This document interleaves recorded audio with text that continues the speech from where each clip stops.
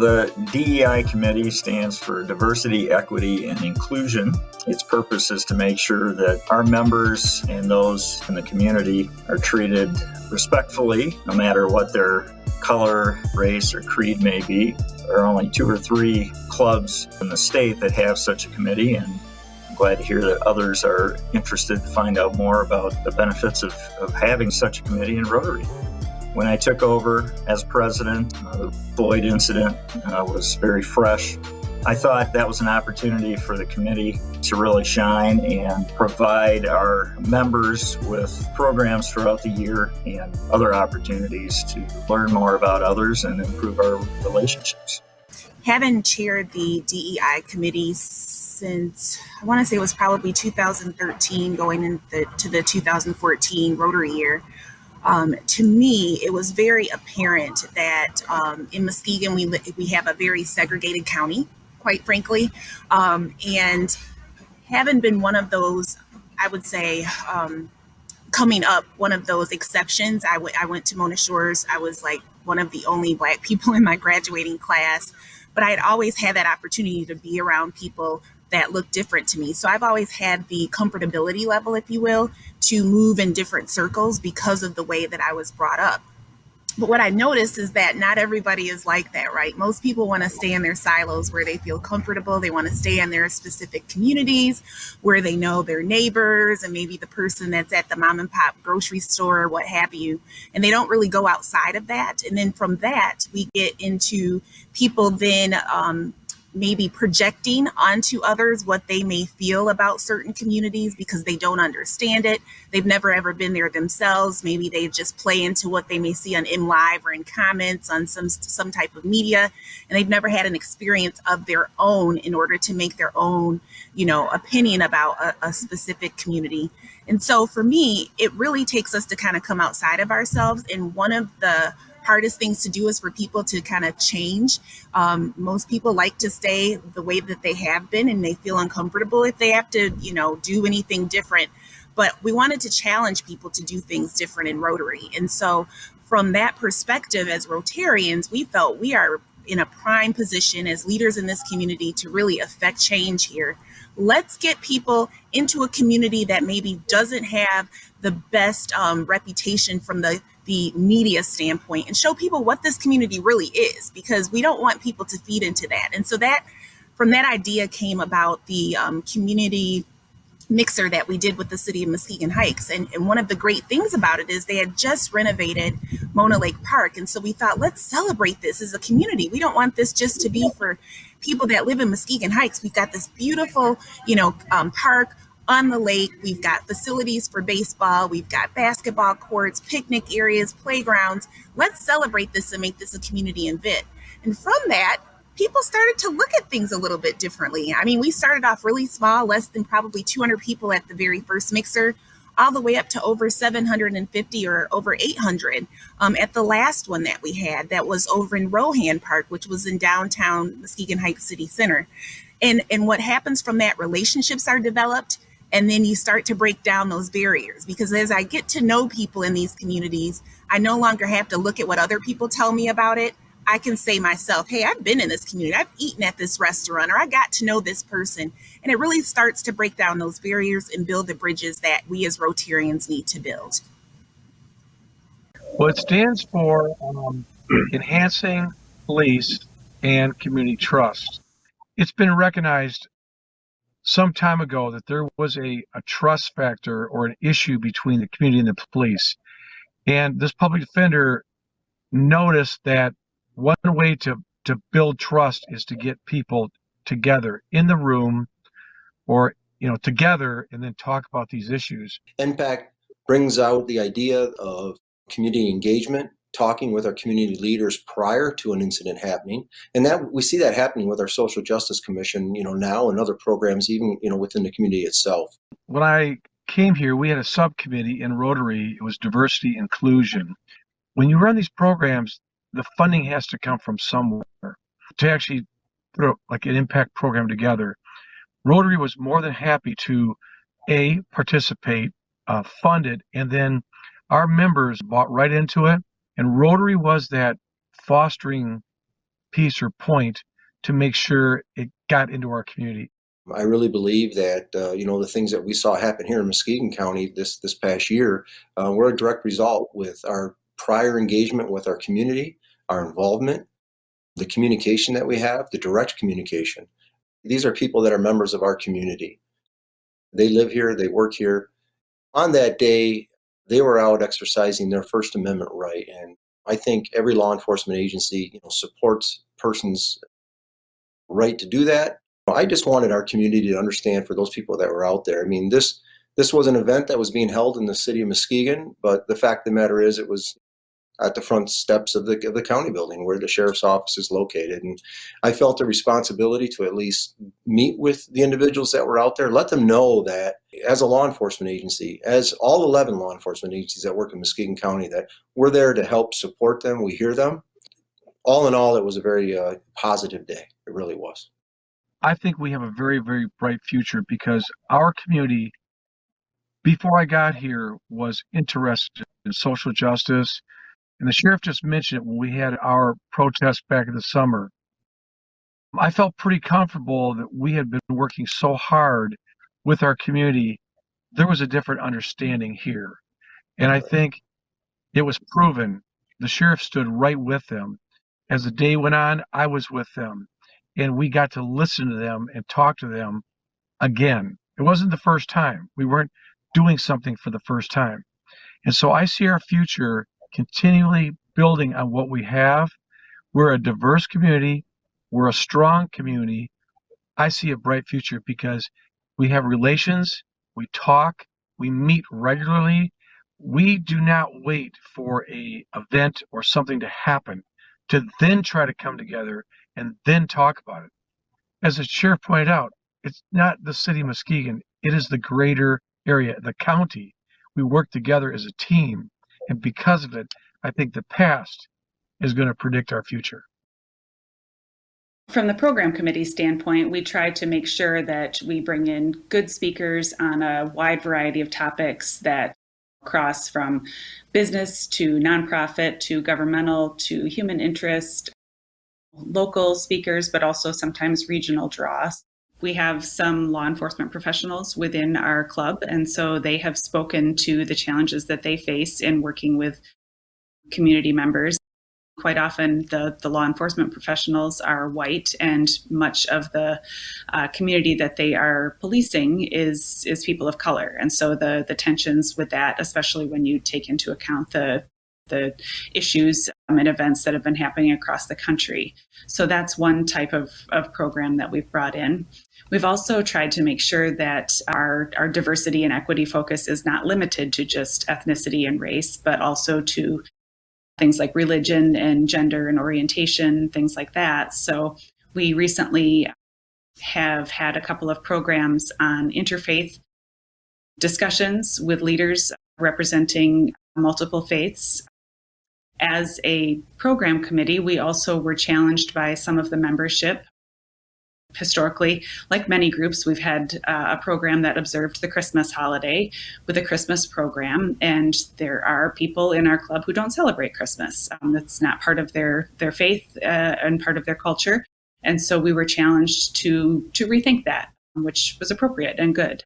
Some of the work that I have done on our DEI committee is more focused on the programs, as we've spoken to.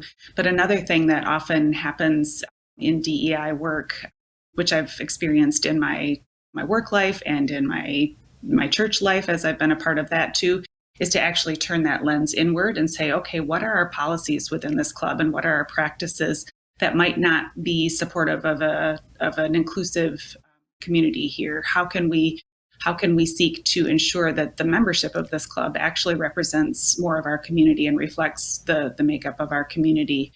How can we make sure that the Jewish members in the community and the people who perhaps are not Christian or don't believe in God or don't have the same language around that, people from native cultures, which are represented here, how can we make sure that our invocations are inclusive and not by default representative of one branch of religion? And so sometimes taking a look at your internal practices and policies and procedures can bring to light additional areas of focus. And then sometimes what we have found is that, oh, well, maybe we should have a program that speaks to that particular issue. So that can kind of drive it to help educate club members on different ways of approaching issues. It's not always an easy road, but it's a very worthwhile one. And this journey toward equity and inclusion and belonging and making a space where everyone feels comfortable. Sometimes it's hard to set our own personal perspectives aside, but when that happens and a space is created where everybody feels that they have equal participation and belonging and representation in a space and in a community, beautiful things can happen. The challenge for the committee was really how to initiate conversation with the members, how to stimulate conversation. And, we were blessed to have Dr. Joy DeGrew come to our community, and she spoke to a packed house at the Fronthal Theater, and people just really enjoyed her presentation and learned so much that night. And we really felt like there was momentum there.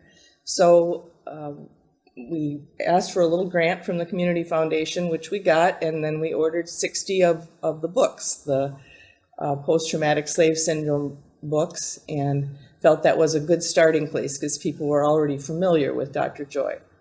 And then we decided to do groups of 10 to 12, keeping it small. The groups were facilitated by both a person of color and a white person so that there was perspective on both sides. And actually, Kelly and I and Aslan Scott and Doug Wood did most of the facilitation for the groups. And we've reached about probably a third of the club at this point. And I think anybody who participated in the groups really felt like it was very important. They learned a lot and they wanted to keep going. I'm a big advocate for diversity, equity, and inclusion. And now that inclusion term is changing to belonging. And it's not inclusion in the respect of allowing someone into your circle who originally belonged. Now the term, instead of inclusion, is belonging. It's that person should have been there, belongs there anyway. And I think this committee is the opportunity for Rotary to really show people that we're not including you. You belong here. And we love your values. We want to know who you are. We want to know your culture. We want to share cultures. And we want to work together for the betterment of the Muskegon communities. That's why I'm on it. And plus, I'm a librarian. I love books. I love collecting books. I love reading. And it's an opportunity for me to actually display and show several of my passions at the same time. So as a group, we're really trying to think of things that can really stimulate people to look deeper at themselves, look deeper at history, things we were never taught in the history books about slavery and Reconstruction and Jim Crow and all of those things that sort of passed us by without us even realizing what they meant. Once we go through these books, the books are in the library, in a bag of books that people can check out. So if you happen to miss our wonderful group where we talk and discuss this, at any point in time, you can come to one of the library branches for the Muskegon Area District Library and check out the bag of books. There'll be about 10 books in the bag, some other related material so that you can start your own group with your own network, or even some other Rotarians who happen to miss the great sessions that we put on. I'm Jim Schultz, and I'm a member of the Rotary Diversity, Equity, and Inclusion Committee. And we've planned and carried out a Rotary Muskegon Heights mixer in each year from 2016 through 2019. And a mixer is just that. It's an opportunity to mix. People talk and eat great foods. Local restaurants provide a variety of of food. One option has been a catfish meal provided by a man who's been a City of Muskegon Heights councilman. We've offered music in the past, but people seem content to talk and mix. Not-for-profit organizations have tables set up to provide information on available services. Companies have been invited to present information and recruit. The event is self-funding from contributions from local businesses and community organizations. The 2019 budget was $3,500. The venue in 2019 was Roland Park in downtown Muskegon Heights, and 982 people attended, up from about 600 in prior years. Rotary has enjoyed the full cooperation and participation of the mayor and city manager of Muskegon Heights, and we're anxious to continue this event. Rotary has given people the opportunity to mix, and to do so with good food and in a place that is comfortable for everyone to attend and easily accessible, even for people who just walk in. I think that this event is one of the greatest things that Rotary does. And I think that because it involves every community in Muskegon. All the cities in the area are invited to come in. And we can talk to one another. And it's very good for me to see this event happening. As a Rotary Club, we decided that the DEI Committee could be a good way for us to look at our community and learn about all the different ethnic backgrounds and values and cultures that we have in Muskegon, which I have found to be far more diverse than I thought it was. DEI picked up the brand of Love Lives Here. There was another message going through the community that hate has no place here, but we wanted a message that was more positive. And as Rotarians, we believe in things like the goodwill of everyone and the benefit of all. And we wanted an inclusive message that included a kind of an agenda of love, that we're moving our community forward in love. At our first rally, we developed a sign. It's a Love Lives Here logo, and it has the rotary wheel right in the middle of the sign with the O for the love.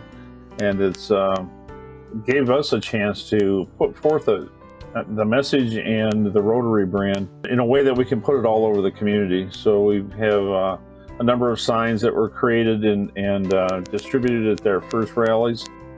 We've developed a pin that we give to some folks to wear. All our committee members have them, and we have given those to different people in the community that have demonstrated the Love Lives Here in their own businesses or the way they do things. The latest thing we've done is a mask. It's probably appropriate for this time of year. It's just a way to put out that message that Rotary is a part of the community. Even if you're not a Rotarian, you can experience what Rotary is about. Is it fair to all concerned? Will it build goodwill and better friendships? Those things are important to Rotarians as part of the pledge that they take to their community. And I believe Love Lives Here is a great way to live that out. I think what's happening in our community is that people are looking at different cultures, and the Love Lives Here brand is a way to reach out to others. And I think there's a possibility that it will have some impact the more we repeat the message of love, and love lives here in Muskegon County.